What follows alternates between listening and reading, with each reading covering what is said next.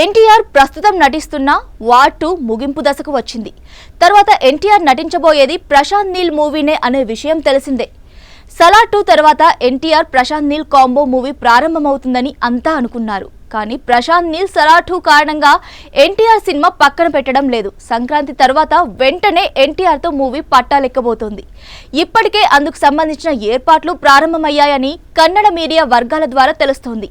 ప్రభాస్ ప్రస్తుతం ఇతర సినిమాలతో బిజీగా ఉన్నారు. దీంతో సలార్ 2ను కొంచెం నిదానంగానే చేయొచ్చని ప్రశాంత్ నీల్ భావిస్తున్నట్లు తెలుస్తోంది. అందుకే ఎన్టీఆర్ తో సినిమాను ప్రారంభించేందుకు సిద్ధమయ్యారు. 2025 ఆరంభంలో సినిమా ప్రారంభిస్తామని నిర్మాతలు గతంలోనే ప్రకటించారు.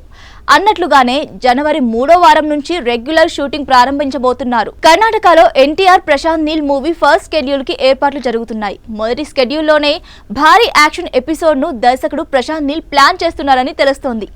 కన్నడ మీడియాలో ఈ విషయమై కథనాలు వస్తున్నాయి. త్వరలోనే సినిమా షూటింగ్ గురించి నిర్మాణ సంస్థ నుంచి అధికారిక ప్రకటన రాబోతుందని కన్నడ మీడియా వర్గాల్లో టాక్. ఈ మూవీ కూడా 2 పార్టులుగా వస్తుందా అనే చర్చ జరుగుతోంది.